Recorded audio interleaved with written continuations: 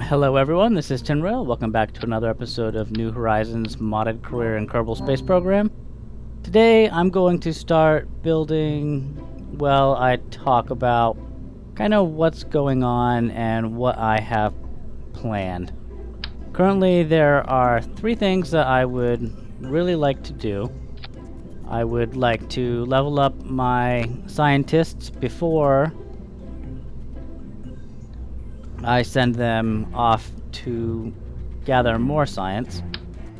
The places I'd like to visit are Saren, first, to level up everybody. I need to go back to Durso. I need to go back to Lave. And I also want to land on Eli. I recently spent the majority of the science that I had accumulated, and I've unlocked a couple things. And another thing, what I'm currently building right now, is something that I've always meant to do but never got around to doing in any of the previous games that I played, which is create a nuclear tug. I've got my atomic motors. You can see there's a good amount of delta V to be had from them. And with the change in 1.0 that made them liquid fuel dependent, there's a lot more room to be had. Unfortunately, they only added a couple engines, not engines, but fuel tanks, to support pure liquid fuel, and they're mostly for the aircraft.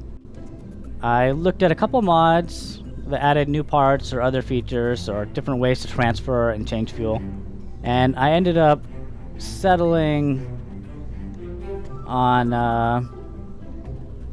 the FS fuel switch, which lets me change the tank between any of 3 types for a combination, pure liquid fuel or pure oxidizer. So I can set all of these to just be liquid fuel only, because if you subtract the oxidizer, which you can do in stock, then you have half of the tank empty, just with air instead of, well, not air, with nothing. So you end up carrying around the weight of the tank and only using half of it for the liquid fuel that you need. So you can see this gives me a good 12,000 meters a second of delta V. And I figure I probably want to be able to carry payload, which would be the rocket, on top, because I want to use this for interplanetary transfer. I guess about 100 tons, I think, with this current setup here, would give me almost 7,000 delta V, which would be enough to go there and back. And after the ship actually went somewhere and then returned, it would actually be lighter. So it would not need as much fuel to return home. And there's also some other mods that I've added. I added a Kerbal attachment system, as well as Kerbal inventory system, so that I can... Where are these? So that I can add struts from the tug to the vessel for the interplanetary transfer without it, so I can rotate the ship around without things getting wobbly or breaking off.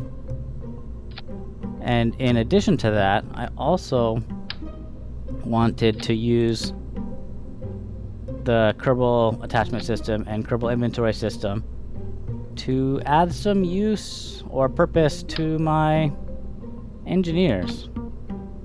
So I decided that all of my tugs, which will hopefully be reusable, I can send them out to a planet with a vessel. I can bring the vessel back with it, and then just refuel it without having to keep launching more and more of them. But another thing that I wanted to be able to do was have a kind of an engineer safety, not safety craft, but kind of a maintenance ship to just carry along. So I'm going to bring an engineer with me, of course, so that he can strut things together. I have this storage unit which has an inventory capacity so that I can add things like struts. I wonder if I can add more than one at a time. But in addition to that, just kind of miscellaneous things that I might need some point down the line in case something goes wrong. You know, batteries, parachutes, struts. I also need tools for the engineer to be able to add things. I'm not sure. Allows snap attach on stack node. I don't know if I need both the wrench and the screwdriver, so I'm going to bring both. I also don't think that I'm going to attach anything in space because I'm not sending any of my engineers actually down anywhere. But in addition to those, I also wanted some utility for some throwaway satellite attachments in case something goes wrong there. I probably actually want more than that one battery. So if something breaks, I can have Bill or whatever other engineer I have go repair it, and I'll throw in an extra fuel tank just in case. And I still have a lot of space left in there.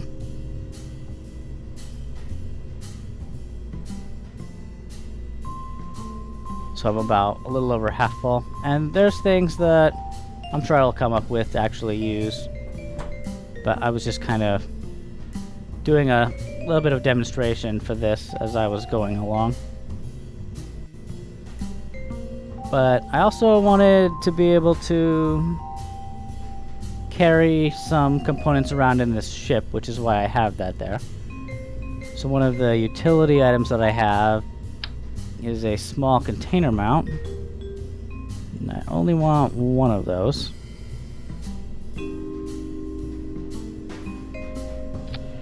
So I'll attach that there, and then I have these smaller containers.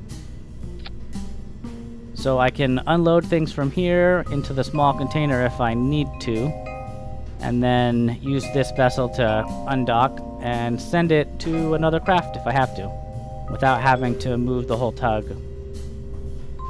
Or if I needed to go back down to the surface, Bill would have his probe core and he could fly this thing down to a planet, and I have parachutes that he could attach on here. So he can add things to his ship to make it more ready to meet whatever the scenario would be. Let's also give him... whoops. Some landing legs. So he could land. There's some parachutes on there. Some batteries. So this is kind of maybe not, it won't be necessary for all missions, but it's more of a kind of a first aid kit in case something goes wrong. And just for the initial setup of this rocket, I'm going to anchor it here. And now this is just missing a couple things that I would want. Let's see, do I have... Here's my structural. I don't have pylons yet. I will also want some dedicated monopropellant.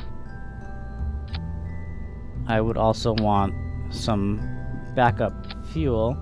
This is all going to be liquid fuel for the atomic motors.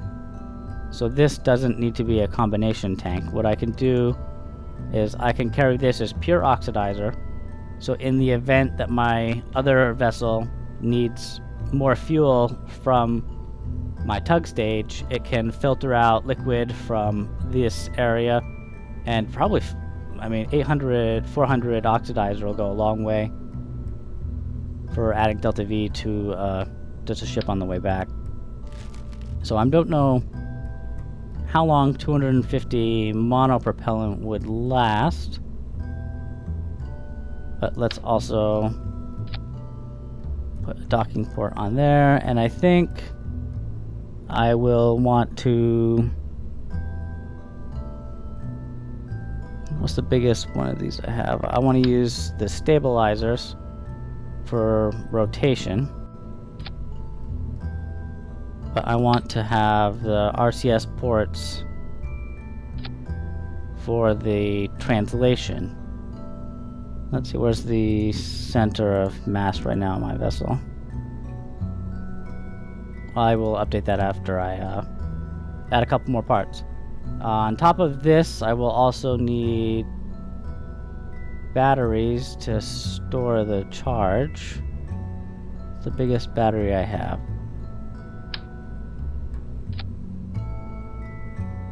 So that's probably good there. I'll also need some solar panels. And this is going to spend all of its time in space. So I don't see a need for it to be anything super fancy. Just vertically snap 8 of those.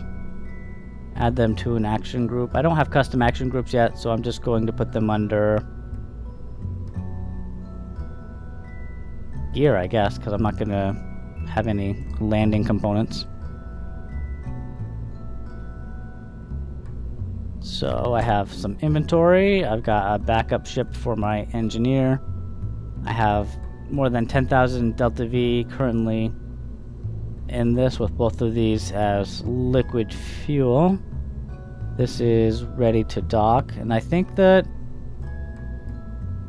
pretty much covers the basic needs for my tug stage.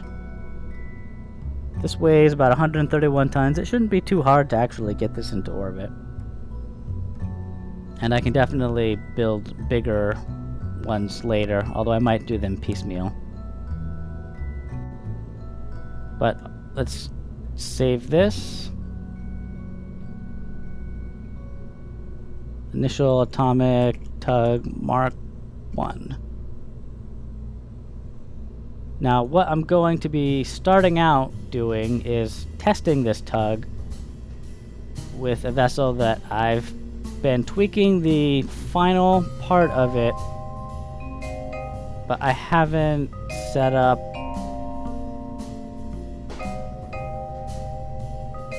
where did that go? I haven't set up the stage to get it into orbit yet. So I want to use this tug stage that I just had, and I want to get this into space. This is going to be the Experience Machine Mark III. I intend to send 9 Kerbals to CKAN to plant flags, and I'm going to be landing on the blue side. A little bit of a recap for the last time I sent a vessel to the blue side of CKAN. It was a space station that was empty and there wasn't much to it. I was going in hot and fast. I deployed my chutes when they were risky at yellow, and it turns out that the blue side is 5,000 to 6,000 meters high at its lower elevation. So by the time you slow down in the atmosphere, you're already approaching ground. So hopefully this will be able to slow down. I have air brakes, which I have not used before. So hopefully that should help me slow down enough to deploy my drogue chutes on CKAN. And I should be able to reuse them for re-entry in Kerbal. And another thing that I've been thinking about for having a engineer on board the planetary tug is I could deploy parachutes on a world and then repack them at my planetary transfer tug, I think. This ship isn't set up to do that, but I may do that in the future. The bulk of my chutes is going to be on this support columns with my landing legs. But we will see how well this mission goes.